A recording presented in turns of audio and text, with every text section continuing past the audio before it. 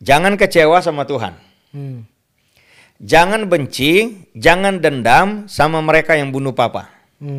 Percaya bahwa Tuhan punya maksud. Hari ini saya nggak tahu kenapa Tuhan izinkan papa dibunuh orang. Tapi saya percaya satu waktu saya akan mengetahui, akan memahami kenapa Tuhan izinkan ini terjadi. Yang jelas Tuhan, saya nggak kecewa sama engkau.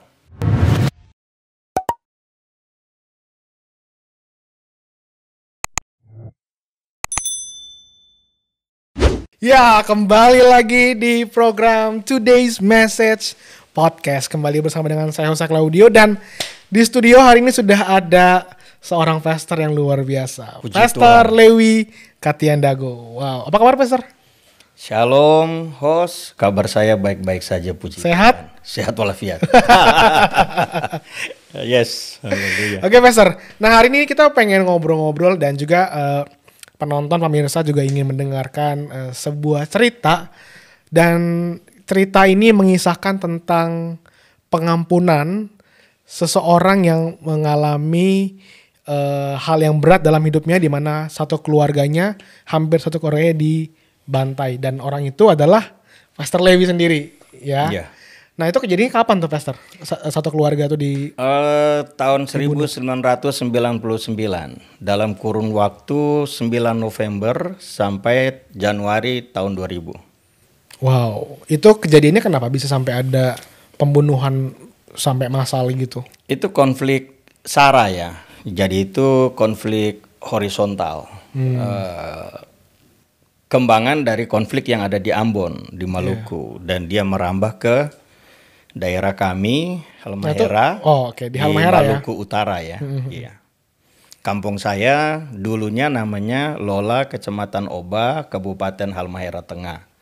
Kalau sekarang dalam pemekarannya berubah menjadi Lola, Kecamatan Oba Tengah, Kota Kepulauan Tidore Kepulauan. Itu jadi namanya seperti itu sekarang. Nah itu kejadiannya ketika satu keluarga atau berapa orang yang sebagian dari keluarga besar kami. Sebagian besar berjumlah 12 orang. Wow, termasuk orang tua. Iya, terdiri dari papa mama, 3 kakak dan 7 keponakan. Kejadian itu Pastor Lewi lagi di mana waktu itu? Posisi waktu itu udah di Jakarta. Saya di Jakarta kan dari tahun 90 ya. Iya, 1990. Oke.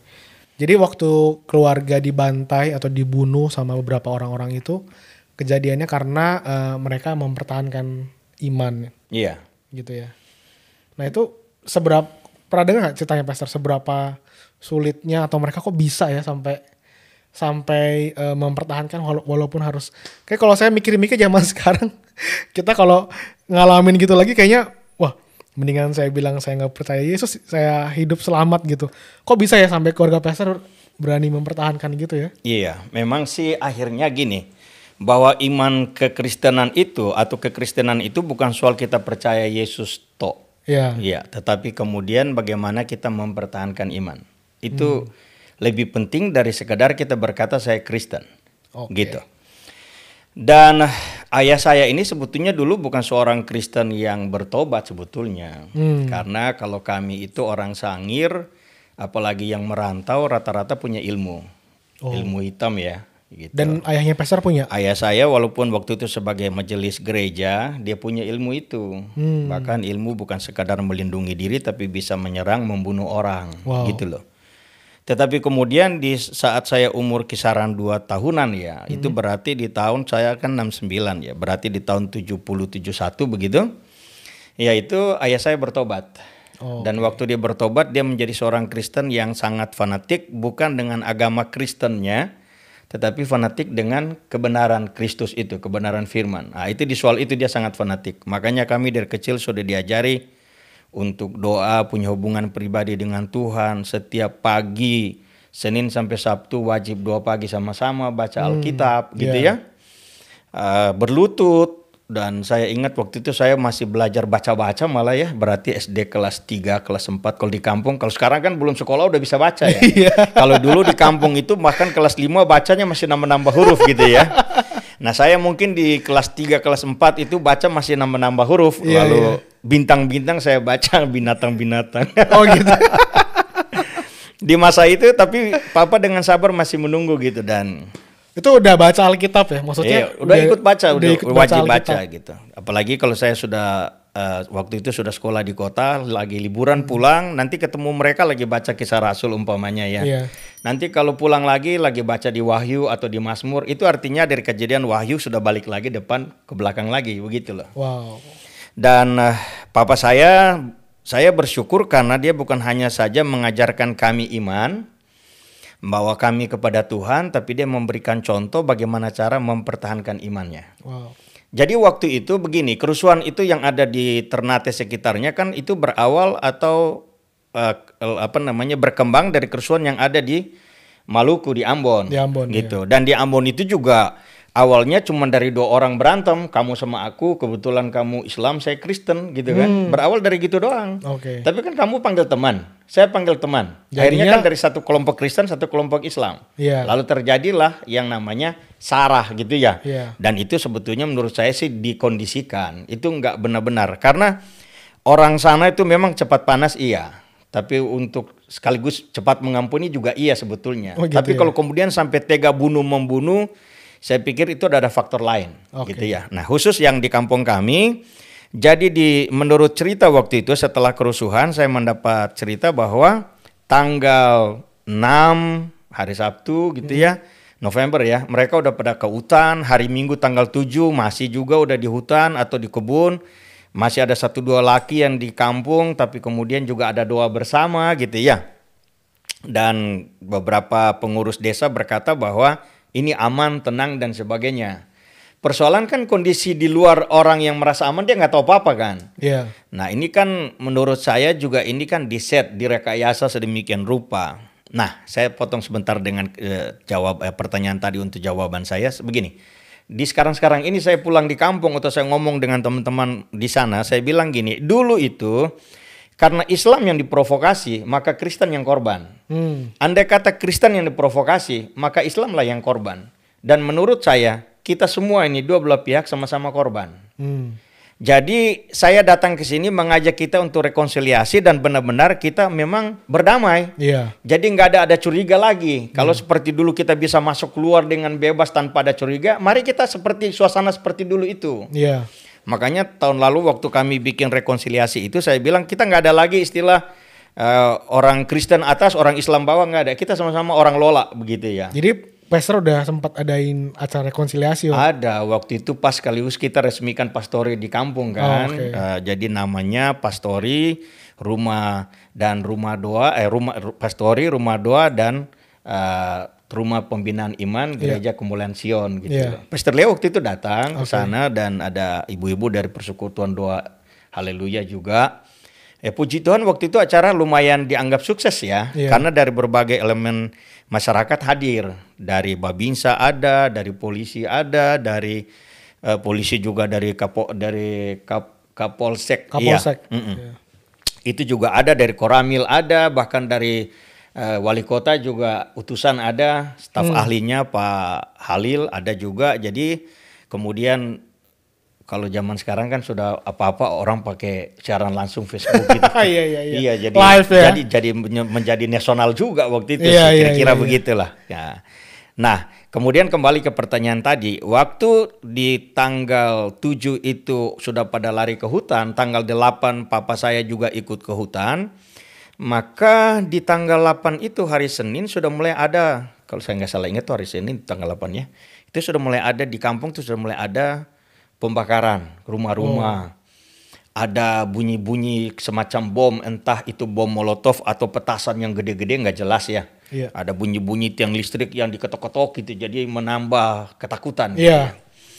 Tanggal 9 semakin jauh papa saya dengan rombongan lari ke bagian hutan lebih dalam lagi. Nah gitu. Dan lari tuh karena mau menyelamatkan diri kan ya? Menyelamatkan diri. Dan waktu itu ada orang-orang yang diperintahkan untuk jaga di depan kan kalau ada musuh datang gitu loh. Lalu ada berita bahwa ada musuh datang nih, kisaran 30-an gitu, 30-an orang.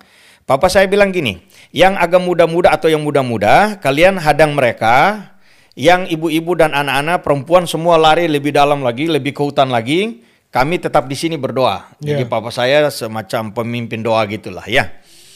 Lalu kemudian kakak saya itu sudah meninggal, dia Sura namanya. Kakak ipar saya Sulaiman masih ada, termasuk di antara bapak-bapak yang lain. Mereka menghadang orang-orang itu.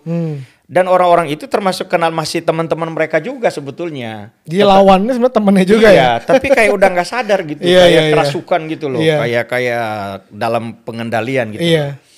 Udah ada bom molotov, sudah ada panah apa segala gitu, dan lempar dan sebagainya, membabi buta, jadi kabur lagi, lari nih. Nah kakak saya itu lari ke posisi di mana tadi mereka ada, papa saya dan lain-lain. Jadi kakak saya yang Sura ini tarik papa saya, bilang kita lari pak. Papa saya ngomong gini, udah kamu yang lari aja, papa tetap di sini, gitu loh. Jadi kakak saya lari sambil lihat-lihat belakang gitu kan. Jadi yang dia lihat itu masa yang kejar mereka ini potong leher dari salah satu dari teman papa saya di kelompok itu gitu loh. Itu benar potong leher gitu. Jadi waktu dia lihat teman papa saya ini udah dipotong leher, dia udah nggak mau lihat ke belakang lagi. Dia lari terus gitu loh. Besok pagi baru dia datang periksa gitu. Bahwa papa udah juga termasuk yang korban di situ.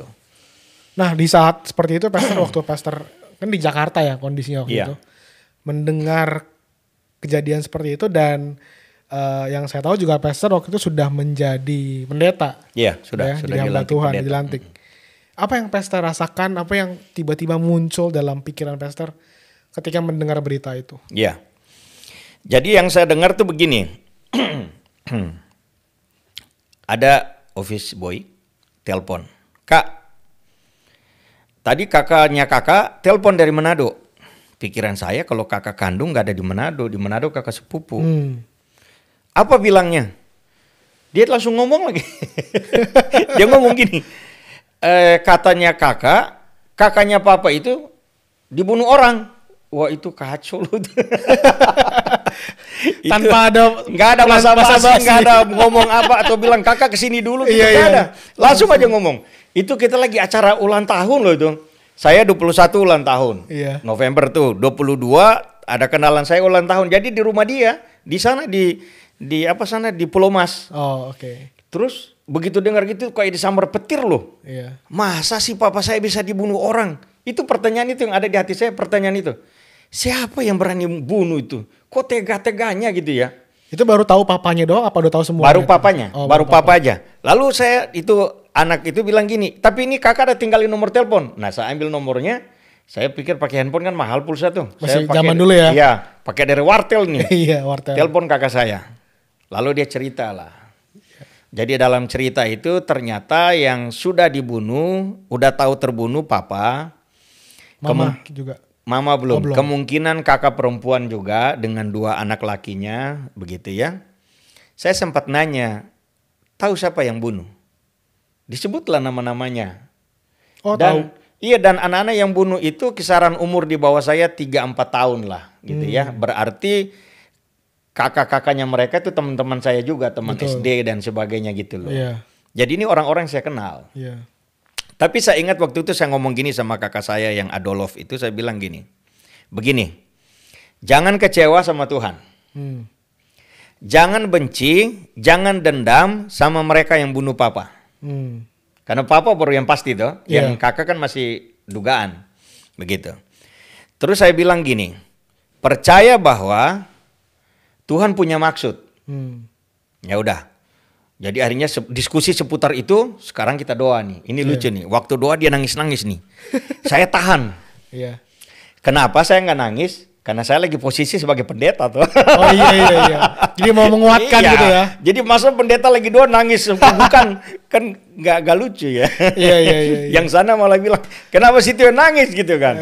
Jadi saya doa, dia yang nangis. Nah, sudah, amin. Saya naik mobil. Di mobil saya nangis.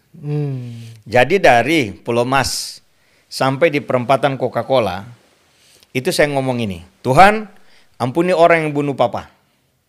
Jaga lindungi mama, kakak-kakak, adik-adik, ponakan semua. Itu doa yang kedua. Yang ketiga, jangan sampai mereka kecewa sama Engkau Tuhan. Yang keempat, hari ini saya nggak tahu kenapa Tuhan izinkan papa dibunuh orang. Tapi saya percaya Satu waktu saya akan mengetahui, akan memahami kenapa Tuhan izinkan ini terjadi. Yang kelima saya bilang pas di perempatan Coca-Cola itu, sampai di Keramat saya cuma ngomong kalimat ini berulang-ulang. Yang jelas Tuhan, saya nggak kecewa sama engkau. Sambil saya ngebut itu. Kalimat itu saya ngomong terus menerus. Mengapa saya ngomong itu bahwa saya nggak kecewa sama Tuhan? Itu untuk membangun diri saya. Untuk mengingatkan diri saya. Sekaligus saya membentengi pikiran dan perasaan saya dari tipuan iblis. Saya nggak mau iblis mencari keuntungan di situ. Karena kalau saya lengah dan dia berhasil mempengaruhi saya, doa saya di awal tadi yang mengampuni akan berubah dengan saya permisi Tuhan, saya mau balas juga, begitu. Nah itu yang jadi reaksi saya waktu tahu itu seperti itu. Dan saya puji Tuhannya itu adalah begitu saya ke sana tanggal 2 Desember saya sampai di daerah kami, cuma nggak sampai di kampung ya, saya sampai di beberapa kampung di sebelah kampung kami di Siokona. Tiba di situ siang, sorenya kakak saya keluar yang nama Sura itu. Jadi 21 hari dia di hutan. 21 hari. 21 hari. Dipelihara Tuhan dengan makan buah-buah di hutan, sembarangan buah begitu ya. Dia sendirian tuh yang Sura itu. Sama ponakan satu nama Atlin. Itu yang sekarang ada di Jakarta juga nih. Sekarang di Surabaya. Waktu bersama saya ke Jakarta waktu itu. Saya bawa dia sama kakaknya nama Yeni yang ada di Kerawang. Begitu. Jadi anak ini juga memang belum waktunya mati. Jadi dari situ saya kasih tahu juga sama ponakan-ponakan gini. Mereka yang mati itu adalah mereka yang diizinkan Tuhan mati lewat peristiwa ini. Tapi itu pastor udah tahu belum bahwa mama juga dibunuh? Belum. Belum. Sampai saya datang itu tanggal 2 juga belum tahu. Gitu ya. Jadi waktu kakak saya itu keluar, terus kemudian kita berpelukan nangis-nangis, dia ajak kita perang. Perang. Mau balas. Balas. Karena situasi di sana waktu itu kan lebih tepat sebutnya perang, bukan betul. Berantem. Iya benar-benar. Karena perang agama jadinya gitu, perang suku. Nah, lalu kemudian saya ngomong gini sama kakak saya tuh, sambil nangis-nangis ya. Jangan, kita nggak boleh perang, kita nggak boleh membalas, membunuh. Dia bilang, tapi gini Nyong, percuma kita hidup katanya dalam logat bahasa sana ya. Karena semua orang yang kita kasih udah pada mati kata dia. Saya bilang kalaupun juga kita bisa balas bunuh satu kampung orang Islam di Lola, apakah Papa hidup lagi? Nah itu dia tenang tuh di situ.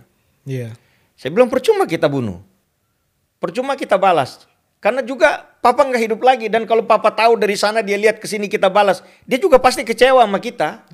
Karena apa yang diajarkan kita nggak lakukan gitu loh. Nah ini kakak Sura ini nih, yang Sura ini, dia termasuk yang marah sama Tuhan. Dia menengadah ke langit, terus dia teriak sama Tuhan, dia marah. Kenapa Tuhan izinkan ini terjadi gitu loh? Karena 1-2 hari sebelum penyerangan, dia dibujuk sama teman-teman dia yang muslim.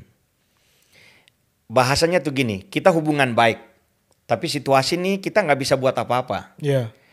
Karena kemungkinan besar nih, bisa kalian juga termasuk korban. Jadi jalan keluar yang bisa ditawarkan, bilang sama Papa, kalian pindah keyakinan aja.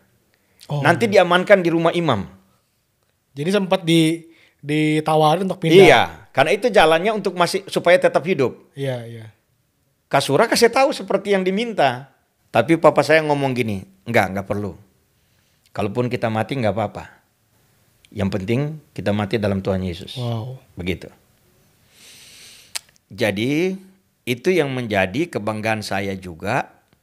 Dan waktu saya ngomong sama adik saya nama Orpa itu di Malang, saya kasih tahu dia bahwa Papa dibunuh. Itu dia nangis histeris loh. Dia kan anak bontot, anak perempuan dekat sama orang tua laki ya.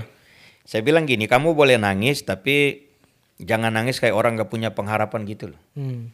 Karena kalau suruh pilih bahwa Papa itu masih hidup sekarang tapi karena menyangkal Yesus, itu saya marah besar. Saya bilang karena kita masih kecil, kan tidur tuh harusnya bangun siang. Ini subuh-subuh udah dibangunin berdoa. Baca Alkitab, berdoa. Dia ajarin kita iman. Sekarang dia nggak kasih contoh bagaimana cara mempertahankan iman. Saya bisa marah besar tuh saya bilang. Kayak gitulah kira-kira. Dan setelah itu pastor akhirnya tahu yang lain, mama dan beberapa yang lain meninggal dari mana tuh? Iya, jadi tanggal 2 itu saya ketemu kakak saya itu, Kak Sura.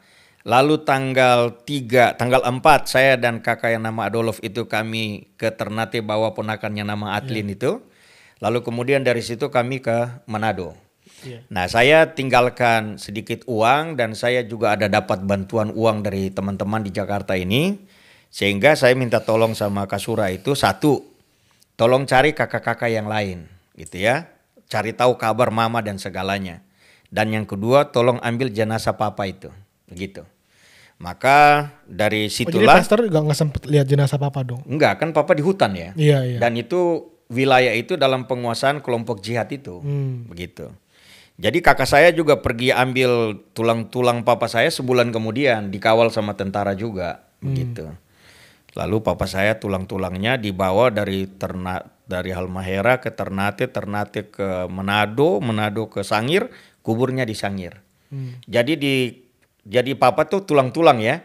Ada tengkorak, ada beberapa tulang rusuk, ada beberapa tulang tangan, tulang kaki udah nggak lengkap gitu ya. Nah di tengkorak itu ada bekas potong nih di atas sini, ada bekas potong di sini, ada bekas potong di sini, gitu loh. Di tengkorak. Benar-benar ini banget ya. Dan waktu dia angkat tulang rusuk itu, rupanya ada mata tombak yang jatuh dari tulang rusuk. Oh. Jadi memang dia bilang waktu berapa kali dia datang ngecek jenazah papa itu di sekitar papa itu atau sekitar beberapa yang lain itu ada mata tombak, ada pegangan tombak di situ. Matanya udah nggak ada. Yeah. Tapi kemudian waktu dia ambil ini angkat tulang rusuk lalu muncul jatuh mata tombak itu, dia baru tahu bahwa mata tombak itu ternyata ditancap di dalam dada papa saya gitu loh. Oh, oke. Kayak gitu. Jadi waktu dia lihat itu dia nangis histeris juga. Tentara yang kawal dia nama panggilannya Pak Iwan itu sampai emosi banget sampai lepas tembakan sembarang itu gitu loh. Terbawa emosi juga gitu loh. Iya. Kayak gitu sih ceritanya. Okay. Nah, Pastor, setelah udah tahu semua meninggal gitu ya, akhirnya dibantai. Kira-kira secara perasaan Pastor Levi itu berapa lama sampai Pastor udah bisa benar-benar apa ya? Atau langsung gitu bisa benar-benar melepaskan pengampunan gitu loh ke orang-orang yang ngebunuh itu? Atau masih kayak terngiang-ngiang, masih nggak sempat kayak kok bisa ya, kok mereka gini sih gitu? Ada nggak Pastor? Kalau di soal itu ya, saya tuh puji Tuhan sebelum kerusuhan saya sudah disiapkan Tuhan lebih dulu. Lewat apa tuh disiapkan? Mimpi. Oh. Jadi ada 3 hal Tuhan siapkan saya. 1 tahun sebelumnya saya dapat mimpi bahwa ayah saya dibunuh orang. Saya pulang ke kampung liburan, saya dari jauh lihat, wah ini ada tenda di rumah tapi kayaknya bukan pesta nih. Ternyata sampai sana, papa saya udah dalam peti mati gitu ya. Lalu kakak-kakak saya semua kumpul keliling situ. Saya datang, saya tanya ini kenapa? Lalu dibilang ada om di ujung sana, Om Juragan tuh. Om Juragan juga korban kerusuhan. Om Juragan bunuh katanya. Wah itu saya langsung ambil parang, saya lari. Mau bunuh dia. Saya lewat gereja tuh. Lari dari rumah saya ke rumah dia. Mimpi ya? Dalam mimpi. Iya. Itu lewat gereja. Jadi dari candi gereja itu saya dengar ada yang ajak ngomong sama saya. Suaranya berwibawa banget gitu. Woi mau kemana gitu kira-kira. Saya bilang saya mau pergi bunuh Om Juragan. Sambil lari nih saya ngomong sama suara itu. Ngapain bunuh? Saya mau balas karena dia bunuh bapak saya. Enggak boleh. Nah di situ tuh. Jadi enggak, saya mesti bunuh. Itu suara itu ngomong kencang banget. Kalau bukan kamu yang jadi contoh dalam hal mengampuni, siapa lagi? Wah saya sadar dari, wah mimpi doang rupanya. Mimpi pun udah berkeringat, gimana kalau benaran gitu. Tapi waktu kejadian itu setelah semua tahu, selain Pastor Levi, keluarga yang lain gimana? Bisa akhirnya mengampuni juga atau? Bisa, termasuk kakak saya yang marah sama Tuhan itu juga ngomong gini sama saya waktu kita di Sangir waktu saya datang ke Sangir yang kedua kali ya. Kakak saya ngomong gini, Nyong puji Tuhan juga ya, papa mama tuh mereka mati waktu kerusuhan. Saya tanya kenapa puji Tuhan, kan kemarin marah tuh. Coba ngana bayangkan Nyong, coba kamu bayangin ya, andai kata papa mama tuh masih ada, bisa nggak mereka tabah? Kalau umpama mereka nggak tabah nih, terus mereka bisa stres, bisa gila loh katanya. Karena harta benda habis apa semua, kemudian anak-anak jadi berantakan gitu, cucu ada yang mati. Ya puji Tuhan lah mereka udah mati waktu itu. Nah jadi belakangan baru tahu bahwa mama juga termasuk korban. Mama dan kakak perempuan 1 dengan 2 anaknya itu menurut... Itu tanggal berapa tuh tahu? Mama itu udah selang beberapa minggu kemudian. Jadi dari berbagai informasi gitu ya dikumpulin. Dan ketemu jenazahnya? Kalau mama enggak, karena itu jenazah mama dibuang di sumur. Nah itu pun sampai sekarang jadi pergumulan saya karena begitu tahu di sumur, saya pikir sumur yang sudah sempat dibikin kubur kecil. Ternyata 2013 saya datang bikin lebih gede lagi, ternyata kemarin waktu 2019 ada firasat bahwa bukan di situ. Jadi masih dalam pergumulan saya. Dan saya pikir ada benarnya karena waktu saya tanya mereka nggak bisa jawab yang benar di mana. Kalau mereka tahu memang di situ, mereka bilang memang di situ selesai toh. Tapi itu enggak. Jadi saya pikir kan ada 2 sumur yang nggak berjauhan tuh. Kemungkinan di sumur yang satu. Saya masih berdoa juga sih. Jadi mama, kakak perempuan dengan 2 anaknya. Kakak perempuan 1 dengan 2 anaknya lagi, 2 anak laki itu di atas tanah sampai itu malah beberapa tahun kemudian baru kakak saya bisa ambil tengkoraknya saja. Begitu. 2 ponakan laki lainnya kita nggak tahu jelas itu dibunuh baru dibuang ke laut atau dibuang ke laut hidup-hidup. Karena ada cerita katanya diikat kakinya dibuang ke laut hidup-hidup begitu loh. Oke. Nah, Pastor, jadi setelah sekian waktu kan beberapa waktu yang kemarin ini sudah dilakukan rekonsiliasi juga ya di mana di kampung Pastor di Lola itu ya, dan sekarang sudah kembali damai lagi dong ya. Iya. Nah, sekarang bagian terakhir saya pengen tanya nih Pastor. Kalau Pastor sudah mengalami hal yang menurut saya kan cukup berat ya. Kenapa? Karena semuanya habis, orang tua dengan caranya juga mengerikan gitu kan. Dan bahkan sampai sekarang jenazah mama pun masih dalam pergumulan, mau dicari. Apa yang menjadi pesan Pastor buat orang-orang yang mungkin hari-hari ini mengalami, apalagi kan mungkin dengan pandemi ini harus kehilangan kerjaan ataupun ya banyak hal-hal yang tanpa di plan tuh semuanya kayak habis. Gitu ya. Mungkin kecewa, mungkin sedih, mungkin ada yang berujung dengan stres, dan saya bersyukur juga gitu kan Pastor tidak sampai kepada, karena kan kalau tanpa Tuhan bisa aja kan Pastor sampai stres, sampai bisa bukan stres, balas bunuh orang. Iya. Berbuat hal yang jadi nggak sesuai dengan kebenaran gitu. Nah, menurut Pastor Lee boleh nggak ada satu pesan buat pemirsa yang menyaksikan ini untuk bisa seperti apa yang harus dilakukan gitu? Iya, puji Tuhan. Jadi gini ya, hidup kekristenan kita adalah sebuah perjalanan. Dan kalau yang namanya perjalanan hidup ada prosesnya. Kalau saya bilang bahwa saya cinta Tuhan, buktinya mana? Kalau saya bilang saya ini baca merenungkan firman Tuhan, buahnya mana? Gitu ya. Dan Tuhan Yesus ngajar gini dalam doa Bapa kami ya, Matius 6 ayat 12. Dan ampunilah kami akan segala kesalahan kami, sama seperti kami juga tahu mengampuni orang yang bersalah pada kami. Ya toh? Kalau setiap kali doa kamu sebut ayat doa Bapa kami itu berarti kamu sebut ayat itu. Dan kalau kamu habis doa kemudian kamu tidak mengampuni orang, berarti bohong lagi gitu kan. Karena di situ bukan Tuhan ampunilah kami seperti yang kau kehendaki. Kami mengampuni orang, kan bukan, tapi seperti kami sudah mengampuni gitu loh. Jadi standar kita minta saya diampuni Tuhan dengan standar di mana saya sudah mengampuni orang gitu loh. Makanya Rasul Yohanes gitu ya, dalam 1 Yohanes itu dia bilang gini, kalau umpamanya kita membenci saudara kita, saudara seiman atau orang sekitar dan sebagainya, sama dengan kita adalah pembunuh. Dan yang namanya seorang pembunuh itu nggak punya hidup kekal dalam dirinya, gitu loh.